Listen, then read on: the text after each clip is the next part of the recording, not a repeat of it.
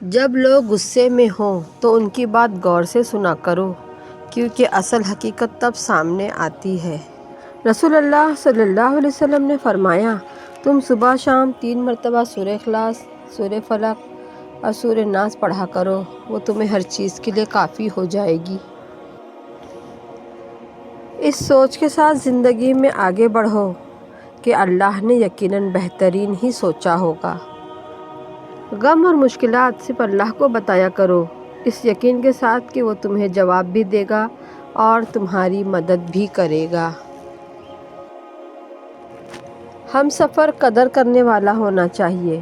گھر پیسے اور طاقت سے نہیں بلکہ محبت، اتفاق سے بنتے ہیں۔ سچے اور دل کے رشتے درختوں کی طرح ہوتے ہیں جو اپنی نشو و نما میں فقط توجہ اور دیکھ بھال کے علاوہ کسی چیز کے طلبگار نہیں ہوتے۔ جو نماز عشاء کے بعد سورہ ملک پڑھتا ہے، اللہ اسے قبر کی سختی، موت کی تلخی اور جہنم کی گرمی سے محفوظ رکھتا ہے۔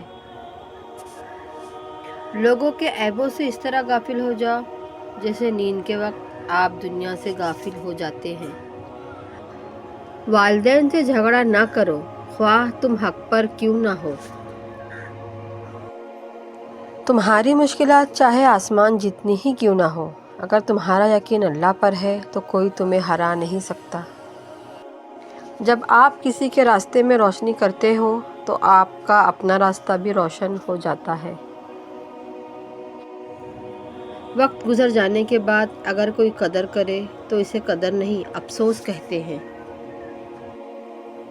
لوگوں کے اخلاق کے مطابق ان سے میل جول رکھو اور اعمال میں ان سے علیحدہ رہو۔ جھوٹ جلد اس لیے بک جاتا ہے کیونکہ سچ خریدنے کی اوقات کسی کی نہیں ہوتی۔ انسان مایوس اور پریشان تب ہوتا ہے جب وہ اپنے اللہ کو راضی کرنے کے بجائے لوگوں کو راضی کرنے میں لگ جاتا ہے۔ دل جیتنا چاہتے ہو تو آواز میں نرمی پیدا کرو۔ دھوکہ بہت وفادار ہوتا ہے، آپ جس مرضی کو دیں لوٹ کر آپ کے پاس ہی آتا ہے۔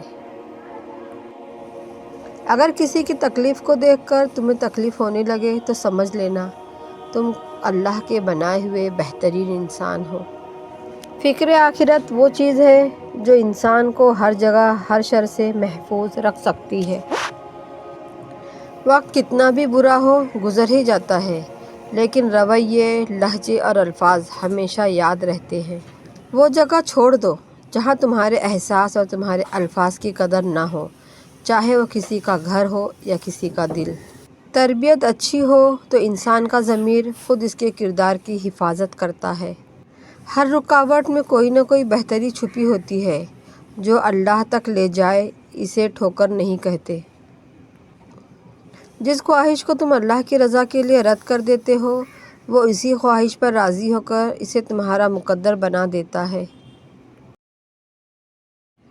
نماز ادا نہ کرنے والا جنت کی ہر نعمت سے محروم رہتا ہے، کیونکہ نماز تو جنت میں داخلے کا پہلا قدم ہے۔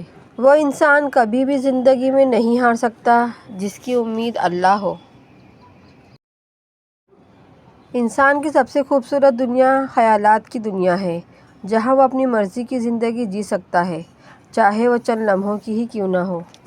سب سے بڑی غلطی جو زیادہ تر لوگ کرتے ہیں، آدھا سنتے ہیں، تھوڑا سمجھتے ہیں، زیادہ بتاتے ہیں۔ قرآن پاک وہ نور ہے جو زندگی کے اندھیروں میں روشنی دکھاتا ہے۔ انسان کا بہترین ساتھی اس کی صحت ہے۔ اگر صحت ساتھ چھوڑ جائے تو پھر انسان ہر رشتے کے لیے بوجھ بن جاتا ہے۔